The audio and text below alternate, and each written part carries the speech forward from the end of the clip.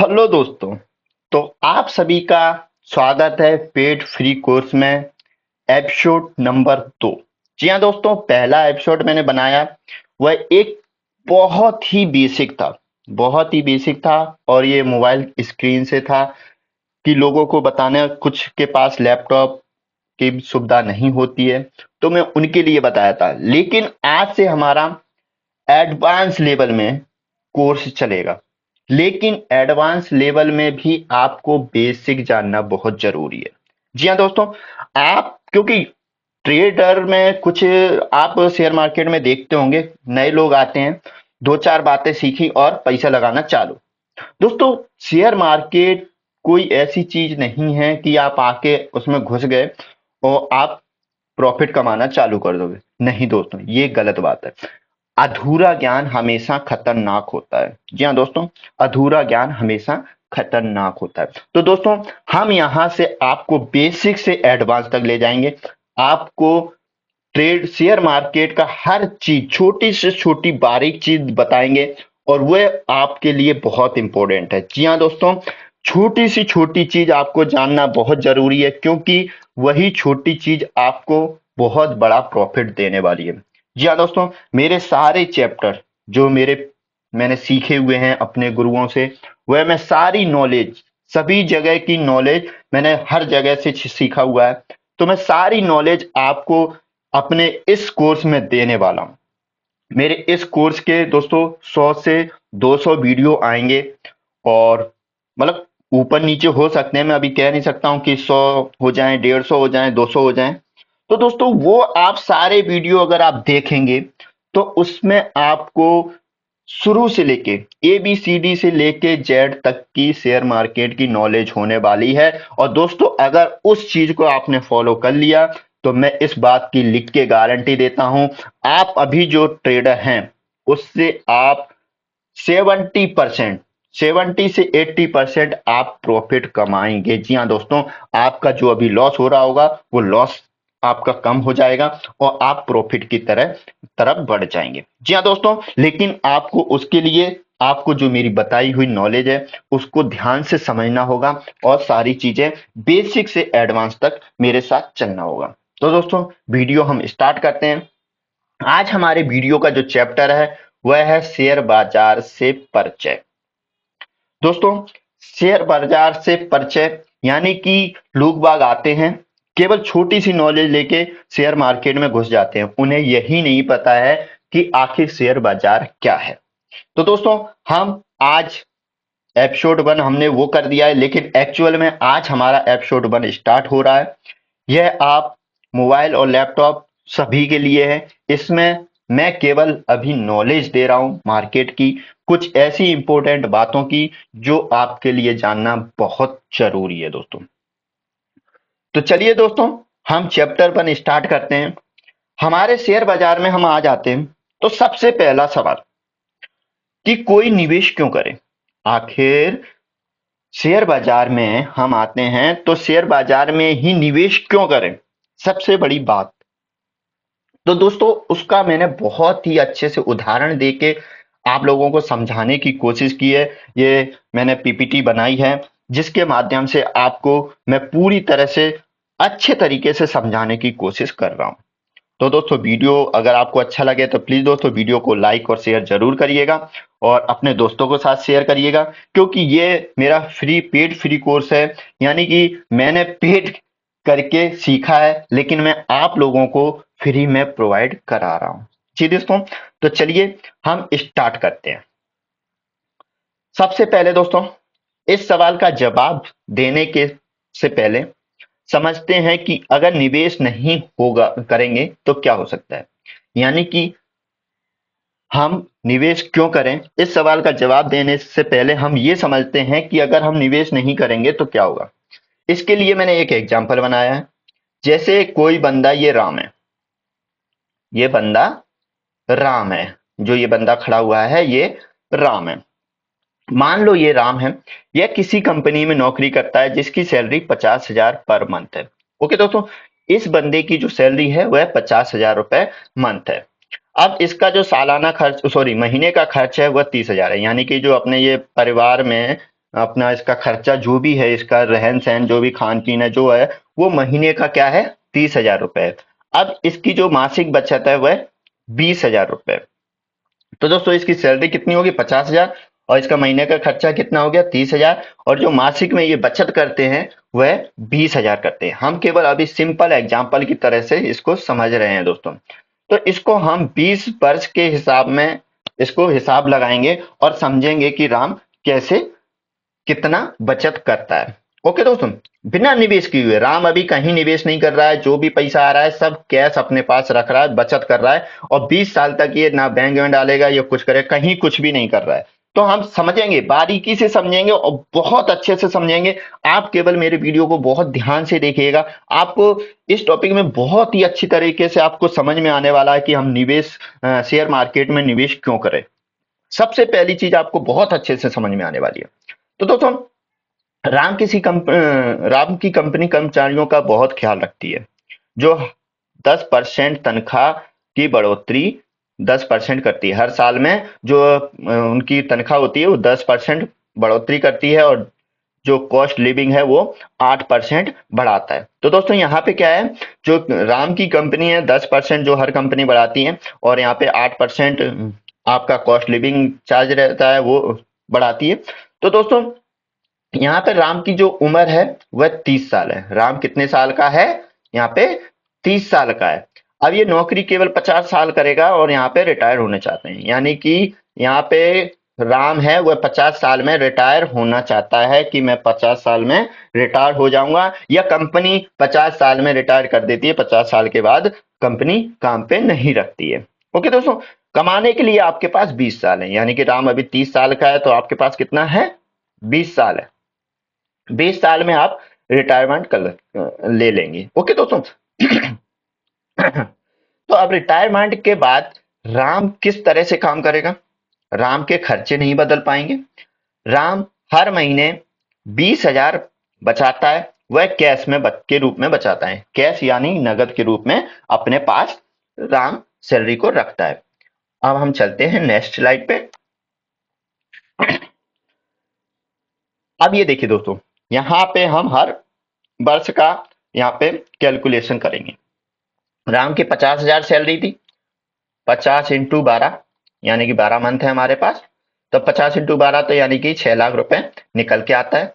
और यहाँ पे राम का 30,000 खर्चा था, तो 30,000 इंटू 12 कर देंगे यानी कि 12 महीने का खर्चा, तो यानी कि 3,60,000। और यहाँ पे बचत कितनी थी 20,000, तो 20,000 इंटू 12, तो यानी कि ये 2,40,000 है। यानी कि सालाना आय राम का जो साल भर में राम ने कमाया वो कितना कमाया 6 लाख रुपए। और यहाँ पे साल भर में उसका 30,000 खर्चा था, उसने कितना खर्च किया साल भर में 3,60,000 रुपए। ओके, और यहाँ पे जो राम की बचत थी वो कितनी थी 2,40,000, यानी कि 20,000 रुपए पर मंथ के हिसाब से। ऐसे ही ये कैलकुलेशन चलता है नेक्स्ट साल में। तो नेक्स्ट साल में जैसे कि 18% सालाना उसका बढ़ता है, तो यहाँ पे 6,60,000 रुपए पेमेंट हो गया, और यहाँ पे इनके खर्चे भी बढ़ गए, और यहाँ पे ये इनकी इनकम भी बढ़ गई। ओके दोस्तों, तो यही कैलकुलेशन इनका चलता है 3 साल 4 साल 5 साल, टोटल ये जाके 20 साल तक इनका खर्चा चलता है। तो यहाँ पे जो इनकी संपूर्ण बचत आ जा ये निकल के आ जाती है। ओके दोस्तों, तो इन्होंने 20 साल में इतना कमा लिया। अब हम चलते हैं नेक्स्ट स्लाइड पे। तो दोस्तों राम ने 20 साल की मेहनत के बाद सिर्फ 1,70,00,000 रुपए ही जोड़ पाए। जैसे कि आपको मैंने पिछली कैलकुलेशन में बताया कि 1,70,00,000, 1,78,00,000 है, लेकिन मैंने एक लमसम में ले लिया है, 1,70,00,000 जोड़ पाएगा। ओके दोस्तों, क्योंकि राम के खर्चे फिक्स थे, राम अपने रहने सहने का तौर तरीका नहीं बदला, क्योंकि उसका जो खर्चा था वो 30,000 था, फिक्स था, उसमें तो वो कुछ कर नहीं सकता था, ये उसके फिक्स खर्चे थे। ठीक है, शायद राम ने कई आकांक्षाओं को, यानी कि बड़ी गाड़ी, बड़ा बड़ा घर, घूमना फिरना, ये सब अपने मन में ही दबा लिया। दोस्तों जब आपके खर्चे फिक्स हो जाते हैं, परिवार हो जाता है, तो हर आदमी सोचता है कि अगर आप शादीशुदा हैं तो ये चीज आपको अच्छे से समझ में आ रही है, आपके पास परिवार है तो एक फिक्स हो जाता है कि उसमें सोचना पड़ता है कि हम घूमने जाएं तो ये एक्स्ट्रा इनकम हो तभी हम घूमने जा पाएंगे या कुछ, या तो हम फिर घूमने जाएंगे तो जो हमारा 20,000 पर मंथ बच रहा है वो हमारा नहीं बच पाएगा। तो यहाँ पे अभी हम केवल उदाहरण ले रहे हैं, तो इसीलिए राम ने सारी चीजें दबा के हर महीने उसने 20,000 बचाए 20 साल तक। हम उस पे अभी उदाहरण ले रहे हैं दोस्तों, यहाँ पे आप समझेंगे बहुत अच्छे तरीके से आपको समझ में आने वाला है। ओके दोस्तों, तो रिटायरमेंट के बाद 8% की दर से खर्चे बढ़ेंगे। खर्चे जो हैं 8% की दर से बढ़ेंगे क्योंकि महंगाई भी बढ़ेगी। ठीक है, और थोड़ा बहुत ऐशो आराम भी करेंगे राम जी, क्योंकि अब 50 साल में उन्होंने 1,70,00,000 रुपए इकट्ठे कर लिए। ठीक है, तो वो मोटे तौर पे 8 साल, 8 से 10 साल आपके आराम से निकल जाएंगे। अगर आप इसको कैलकुलेट करेंगे तो हर साल ये खर्चे करते हैं राम आराम से, तो आपके कितना निकल जाएगा, 1,70,00,000 रुपए 8 से 10 साल तक आप आराम से निपटा सकते हैं। आप बिना कुछ काम करे, बिना कुछ वो किए हुए, इन्हीं पैसों से आप कोई भी काम नहीं करते हैं तब। लेकिन अब राम ये चीज सोच रहा है, देख रहे हो, दुखी राम सोचता हुआ। दुखी राम अब सोच रहा है कि क्या करेंगे 8 साल बाद जब पूरी सेविंग निकल जाएगी, जिसकी गाड़ी जिंदगी की गाड़ी कैसे चलेगी। क्या और कोई तरीका है जिससे हम 20 साल में इस रकम को और ज्यादा में जोड़ सकें, मतलब ये हमारी जो इनकम है इसको हम बहुत ज्यादा में कन्वर्ट कर सकें। तो अब जो हम स्थिति ला रहे हैं उसमें हम थोड़ा बदलाव करते हैं। मान लो राम ने 20,000 रुपए नकद के रूप में नहीं रखा। जो राम जो 20,000 रुपए उसके मंथली का शेयर जो बच रहा था, जो सैलरी बच रही थी, जो बचत कर रहा था, उसने नकद के रूप में रख रहा था अपने पास। लेकिन उसने उसको नगद में ना रखते हुए एक ऐसी जगह जो निवेश किया जो उसको 12% रिटर्न दे रही है हर साल में। क्या दे रही है, हर साल में उसको 12% रिटर्न दे रही है। उदाहरण के तौर पे हम नेक्स्ट स्लाइड में चलते हैं और सारी चीजें यहाँ पे समझेंगे। तो हम इसको डिलीट करते हैं और नेक्स्ट स्लाइड पे चलते हैं। ये देखिए दोस्तों, यहाँ पे हमारी पहली साल का सालाना वही आय है, उसकी सालाना खर्चा वही है और यहाँ पे नकद वही है। लेकिन दोस्तों इस अमाउंट को 12% आप कैलकुलेट करेंगे तो 12% इन्होंने निवेश किया, तो इनका कैलकुलेशन निकल के ये निकल के आ जाता है। इस एक्सेल सीट को आप कैलकुलेट कर लीजिएगा क्योंकि वीडियो काफी लंबा हो जाएगा। तो मैं डायरेक्ट चल रहा हूँ न्यू स्लाइड पे, इनका ये प्रॉफिट हो रहा है। ठीक है, तो हम चलते हैं अब न्यू स्लाइड पे। तो राम निवेश करने के बाद जो पैसे हर महीने बचते थे, राम के जो पैसे हर महीने बचते थे उसे निवेश करने के बाद राम के जो पैसे हैं वो तेजी से बढ़ने लगे। क्योंकि राम जो 20,000 रुपए हर महीने बचा रहा था, तो उसकी 12% उसकी आमदनी बढ़ गई। उसने निवेश किया क्योंकि पैसे घर पे रखने से तो उसका कुछ नहीं बढ़ रहा था, लेकिन उसने निवेश किया तो उसके पैसे बढ़ गए। जैसे कि आप चार्ट में ऊपर देखेंगे 20 साल बाद राम के पास पहले की तुलना में कितना था, एक 1,78,00,000 समथिंग है।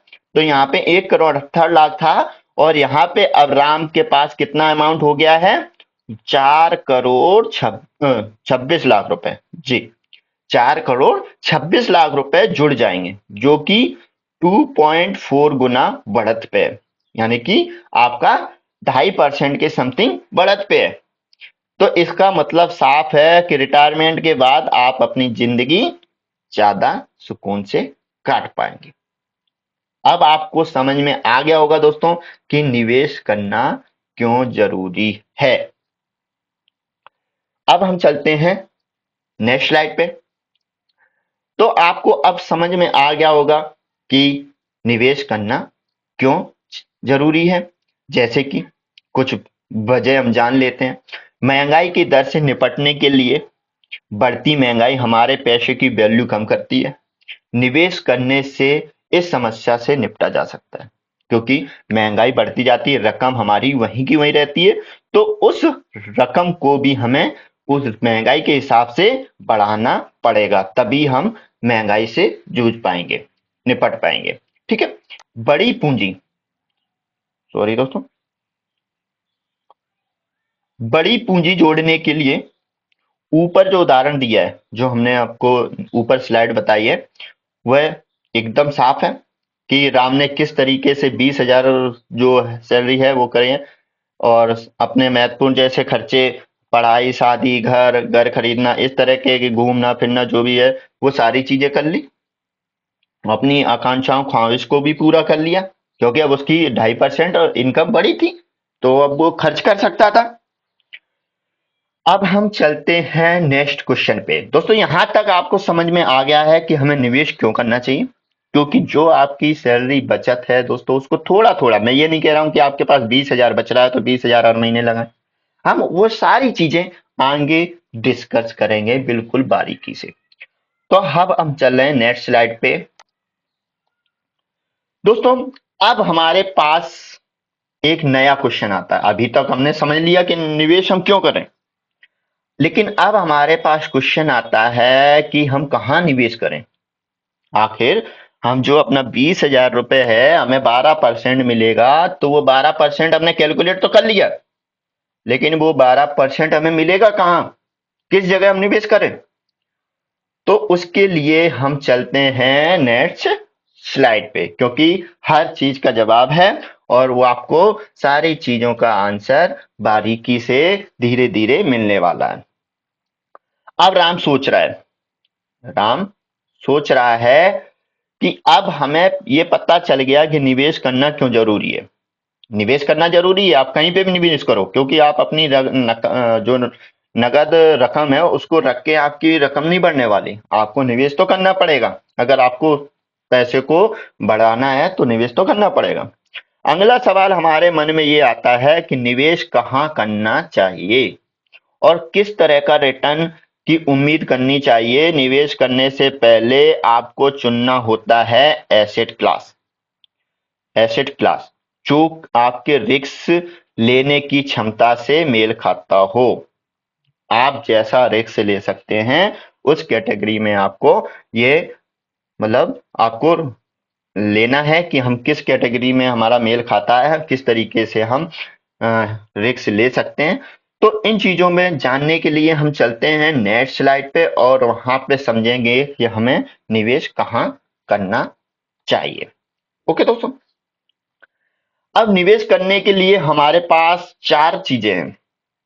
एक है fix income instrument, equity, equity यानी कि स्टॉक मार्केट,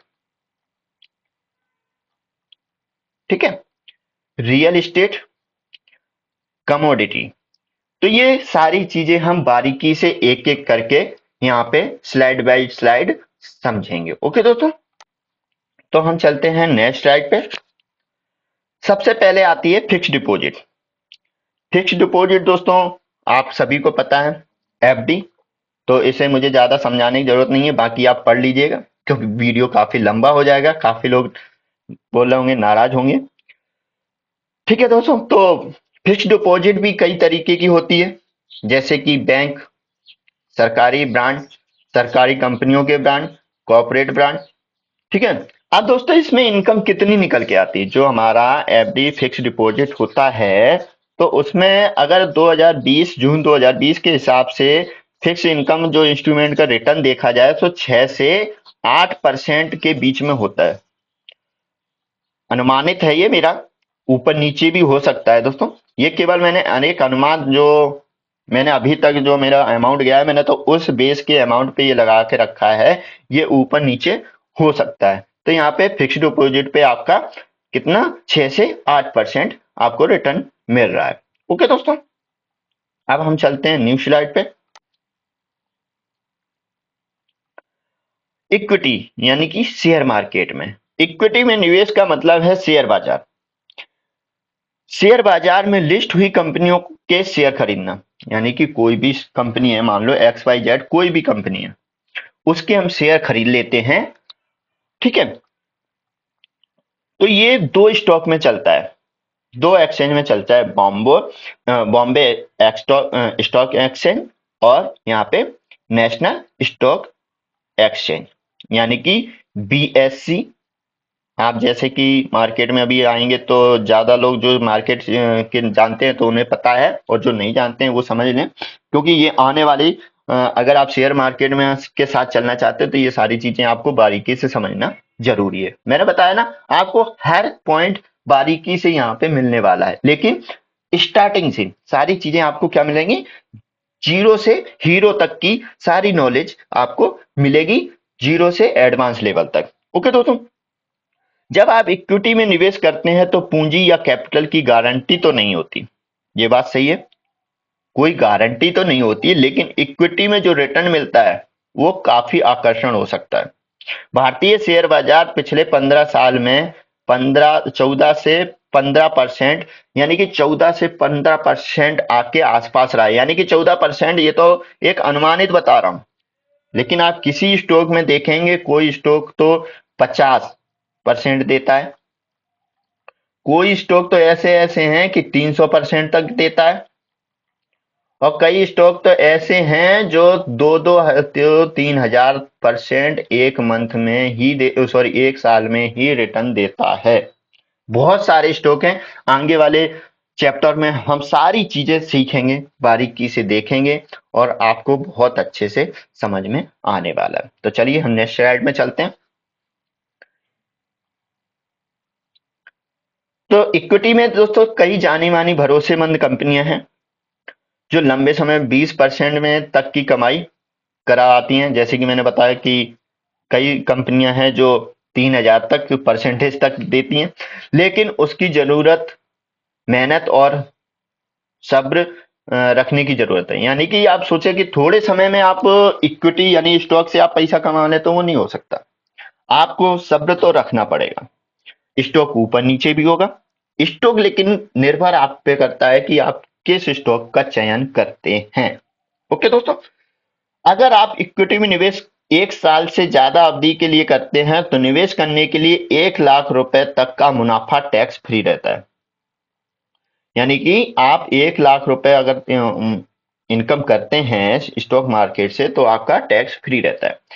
अगर आप 1 लाख से ऊपर की कमाई करते हैं तो आपको 10% टैक्स लगेगा। जी हाँ दोस्तों, यह 1 अप्रैल 2018 पहले ये कमाई पूरी तरह से टैक्स फ्री होती थी, लेकिन अब ये टैक्स रेट के एसेट क्लास के मुकाबले कम है। यानी कि ये 2018 से पहले जो इनका टैक्स रहता था, आप कितनी भी इनकम करो तो ये आप टैक्स फ्री रहती थी, लेकिन अब 1 लाख फिक्स कर दिया है, और 1 लाख के ऊपर आप जो भी कमाते हैं उस पे आपको 10% देना पड़ेगा।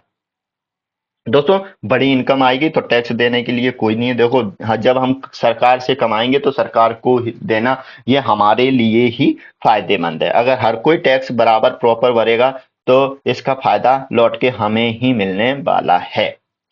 ओके दोस्तों, तो हम चलते हैं नेक्स्ट स्लाइड पे और समझते हैं। अब आ जाता है रियल एस्टेट। रियल एस्टेट क्या, आप अपना पैसा है जो मकान दुकान,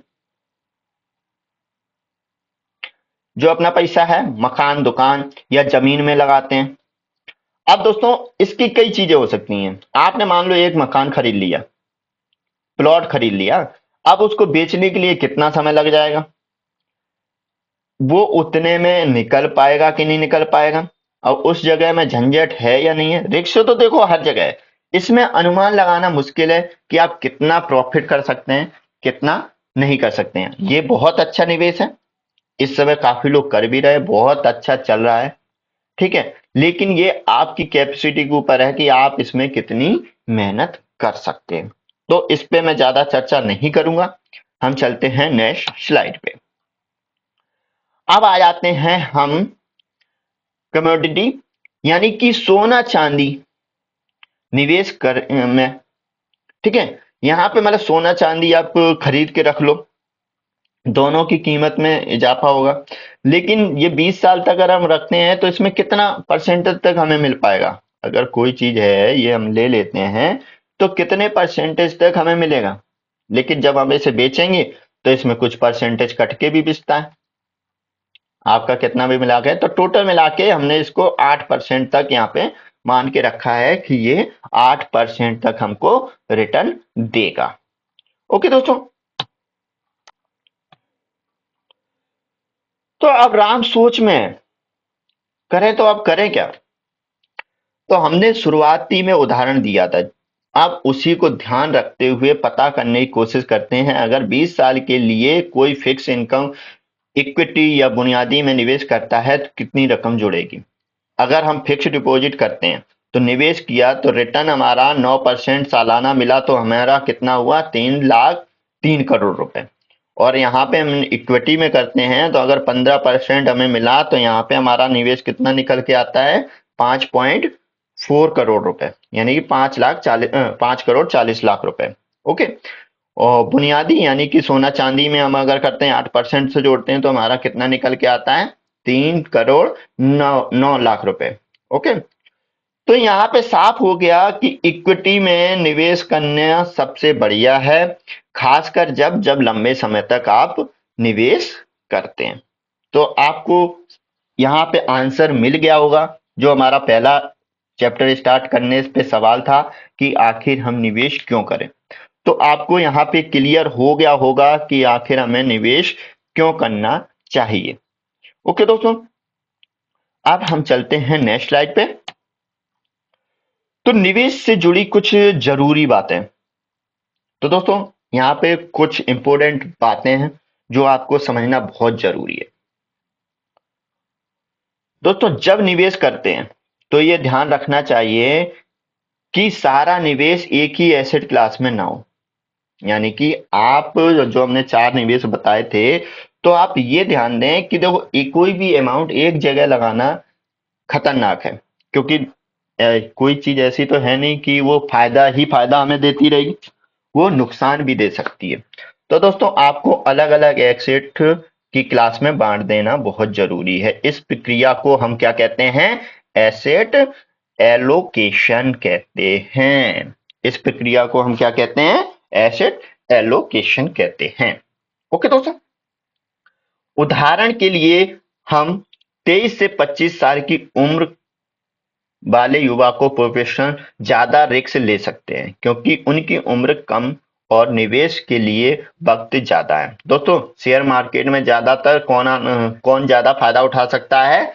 23 से 25 साल वाले, क्योंकि उनके पास कम उम्र में काफी कुछ सीखने के लिए रहता है और वो ज्यादा लंबे समय तक यहाँ पे शेयर मार्केट में रह सकते हैं। तो ज्यादा समय तक शेयर मार्केट में रहेंगे तो उनको ज्यादा फायदा भी मिलने वाला है।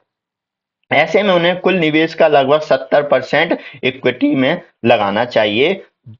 कितना परसेंट लगा देना चाहिए? 70%। मैं तो ये कहता हूँ आप 50% भी लगाओ तो आपके लिए काफी है। बाकी वो आप जिस प्रकार से आपको प्रॉफिट मिलता है उस प्रकार से आप अपने हिसाब से उसको कर सकते हैं। ठीक है दोस्तों, तो यहाँ पे 20% बुनियादी और बाकी फिक्स इनकम में निवेश कर सकते हैं। यानी कि आप अपना जो बच रहा है आपके 20-30% जो भी आप जिसमें चाहें, एफडी में करना चाहें या और किसी चीज में निवेश करना चाहें तो उसमें आप कर सकते हैं। इस तरह जो निवेशक का रिटायर हो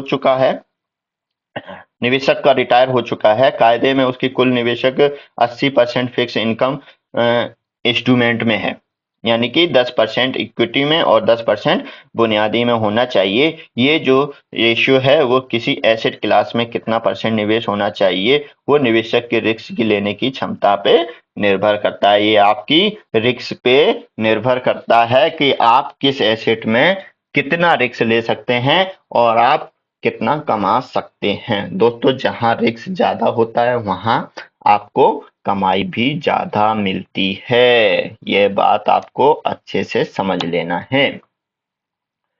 तो दोस्तों निवेश शुरू करने से पहले किन बातों को जानकारी होनी चाहिए?